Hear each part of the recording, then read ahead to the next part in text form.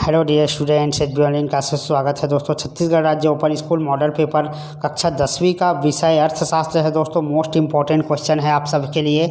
बहुत ही सेलेक्ट 5 वर्ष को आप नवबोध या प्रबोध को देखिएगा ज़रूर। जो गाइड आप रखे हैं या पुस्तक रखे हैं उसमें आपको ये जो है ईयर वाइज आपको दिख जाएगा 17, 18, 19, 20, 21, 22। तो 4-5 साल के क्वेश्चन आंसर से बनाया गया है।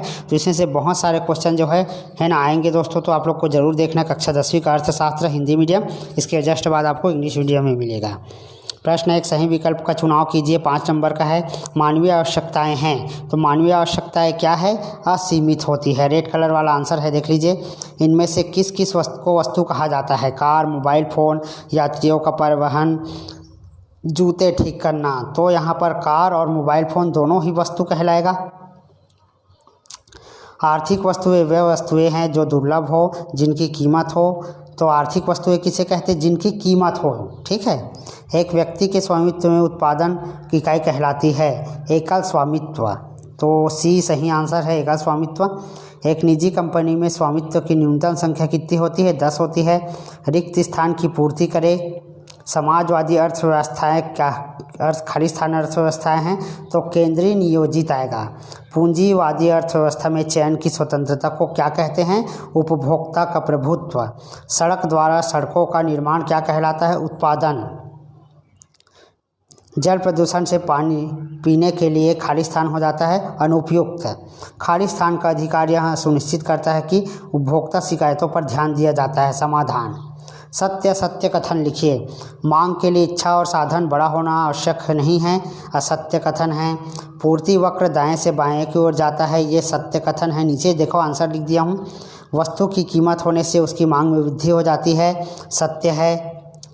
पूर्ण प्रतियोगिता में उत्पादन सरकार हस्तक्षेप करती है, असत्य है। सांकेतिक कीमत उत्पाद की प्रति इकाई उत्पादन लागत के बराबर होता है, असत्य है। उचित संबंध बनाइए।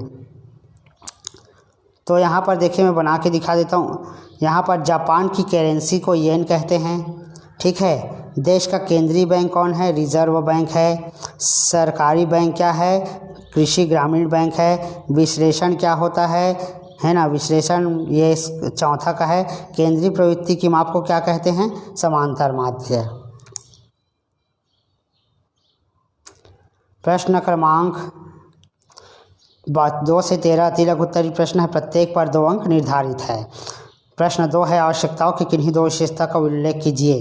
तो इसकी 2 विशेषता निम्नलिखित है। आवश्यकताएं असीमित है और आवश्यकता बार बार अनुभव होती है। किसी मनुष्य की आवश्यकता जो है अनलिमिटेड होती है। जैसे कि है ना, कोई हमें कोई चीज़ पसंद आ जाता है ना, तो उसके आवश्यकता के अनुसार उनसे रिलेटेड जो वस्तुएं हैं, है ना, जैसे हम बाज़ार में जाते हैं, हमको कोई मोबाइल फ़ोन पसंद आ जाता है, उसको लेकर आ जाते हैं और किसी का मोबाइल देखते हैं, तो यानी हमारा जो इस आवश्यकता है वो लगातार बढ़ते जाती है। ठीक है। आर्थिक आवश्यकता के निर्धारक को आर्थिक कारक दीजिए। तो आर्थिक विकास के निर्धारकों को आर्थिक कारक प्राकृतिक संसाधन है, मानव संसाधन, पूंजी निर्माण और प्रौद्योगिकी है। पूंजी की परिभाषा लिखिए। अर्थशास्त्र में पूंजी से तात्पर्य उन सभी वस्तुओं से है जिसका मनुष्य उत्पादन करने के लिए उपयोग करता है। स्थापन्न वस्तुएं, वे वस्तुएं जो एक स्थान से दूसरे स्थान पर आसानी से ले जा सकती है, उसको स्थानापन्न वस्तुएं कहते हैं। बचत की परिभाषा दीजिए। सभी अपने आय में से खर्च करने के बाद जो राशि बचा लेते हैं उसे क्या कहते हैं? बचत कहते हैं। आंकड़ों के विश्लेषण से आप क्या समझते हैं? तो आंकड़ों का विश्लेषण एक ऐसी विधि है जिसके माध्यम से महत्वपूर्ण तथ्य निकाले जाते हैं। द्वितीयक आंकड़े क्या है? द्वितीयक आंकड़े वे आंकड़े हैं जो किसी अन्य व्यक्ति पहले ही एकत्रित किए जा चुके हैं और जिन्हें अनुसंधान करता और अनुसंधान के लिए प्रयोग करता है। अकाल का अर्थ लिखिए। अकाल से अभिप्राय भोजन की कमी की स्थिति। जब हमारे देश में, हमारे राज्य में, हमारे आसपास के एरिया में जब खाने पीने की कमी हो जाए तब उसको हम बोलते हैं अकाल पड़ जाना। सर्व शिक्षा अभियान के 3 उद्देश्य लिखिए। तो सर्व शिक्षा अभियान के 3 उद्देश्य निम्नलिखित है। विद्यालय में सभी बच्चों का नामांकन होना चाहिए, शिक्षा गारंटी का निर्माण होना चाहिए, विद्यालय के कैंप में वापस सरकार करना चाहिए। विदेशी व्यापार का एक लाभ बताइए। विदेशी व्यापार से विशिष्टीकरण और वस्तुओं का कुशलता से उत्पादन होता है। पर्यावरण के 2 प्रमुख घटक के नाम लिखिए। तो जैविक तत्व और अजैविक तत्व। उपभोक्ता अदालत में शिकायत कब की जा सकती है? तो 2 वर्ष के अंदर की जा सकती है। प्रश्न 14 से 19 तक 3 नंबर के सवाल है दोस्तों। तो 14 इच्छाओं को आवश्यकता में बदलने के 2 उदाहरण लिखिए।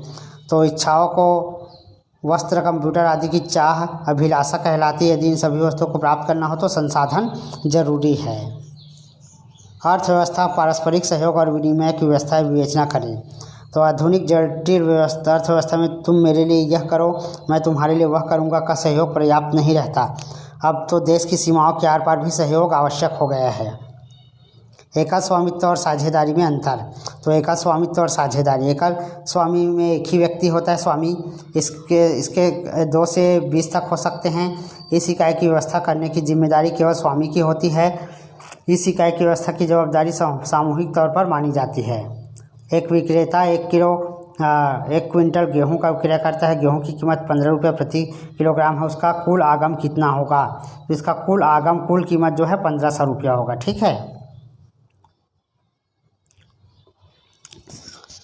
निम्न का पूरा नाम लिखिए। BPL, BPL यानी होता है बिलो पुअर्टी लाइन, यानी गरीबी रेखा के नीचे। अब FPS यानी फेयर प्राइस शॉप, उचित दर की दुकानें। PDS यानी होता है पब्लिक डिस्ट्रीब्यूशन सिस्टम। जमींदारों के विषय में 3 वाक्य लिखिए। भारत के पूर्वी राज्यों में अंग्रेजों ने जमींदार की नियुक्ति की थी। जमींदार का कार्य लोगों से भूमि का लगान वसूल करना था। वे स्थानीय प्रशासन को चलाने के लिए भी उत्तरदायी थे। 20 से 23 तक 4 नंबर के क्वेश्चन है दोस्तों। व्यष्टि अर्थशास्त्र का महत्व लिखिए। 4 नंबर का सवाल है। पहला है कीमत के विश्लेषण में सहायक। तो देखिए, आपको पूरा वीडियो, हर बार मैं बोलता हूँ कि पूरा वीडियो आप लोग देखते नहीं हैं दोस्तों। मैंने देखा है आप लोगों को, आप लोग पूरा वीडियो नहीं देखते हैं और क्वेश्चन करते हैं, कमेंट करते हैं। प्लीज़ आप लोग पूरा वीडियो देखें क्योंकि मैं इसमें आपको बढ़िया से समझा के बता रहा हूँ। ये आपको परीक्षा में काम आएगा। यदि आपको प्रश्नोत्तर याद भी नहीं है और सुने रहेंगे तो सुनी हुई बातें जल्दी याद रहती है। तो आप पेपर में बैठे बैठे आप लोग को यदि बात याद आ जाती है तो आप लोग लिख सकते हैं। तो इसको पॉइंट वाइज लिखना है। कीमत सिद्धांत के विश्लेषण में सहायक, व्यक्तिगत इकाइयों की कार्यकुशलता में वृद्धि, संपूर्ण अर्थव्यवस्था के व्यवहार को समझने में, आर्थिक नियमों के निर्माण में सहायक। आवश्यकताओं की 4 मुख्य विशेषता का उल्लेख कीजिए। तो आवश्यकताएं जो है मनुष्य की असीमित होती है। जैसे अभी मैंने बताया, वस्तु को कोई चीज़ पसंद आता है, उसके बाद उसकी जो लालच है, इच्छा है और बढ़ जाती है और वो आवश्यकता बन जाती है। ठीक है। किसी एक वस्तु की तुष्टि संभव है, किसी आवश्यकता पर विचार करें तो संभव है। कुछ आवश्यकताएं बार बार अनुभव होती है। हम खाना खाकर भूख की तुष्टि कर लेते हैं, परंतु कुछ घंटे बाद फिर भूख सताने लगती है। आवश्यकताओं की विविधतापूर्ण प्रकृति। विकास को प्रभावित करने वाले गैर आर्थिक कारक क्या है? तो विकास को प्रभावित करने वाले गैर आर्थिक कारक है। पहला सामाजिक कारक, धार्मिक तत्व, राजनीतिक तत्व, अंतर्राष्ट्रीय तत्व। समाज की अपनी कुछ परंपराएं, प्रथाएं, मनोवृत्तियाँ, रीति रिवाज आदि है जो मनुष्य को उन्हें पालन करने के लिए बाध्य करते हैं। यदि मनुष्य इन सीमाओं से ऊपर उठकर समाज की उन्नति की इच्छा रखता है तो विकास के लिए तत्पर है। धार्मिक तत्व, धार्मिक भावनाएं रूढ़िवादिता और अंधविश्वास को जन्म देती है, जिसके परिणाम स्वरूप नवीनता का विरोध होता है। राजनीतिक तत्व और अंतर्राष्ट्रीय तत्व।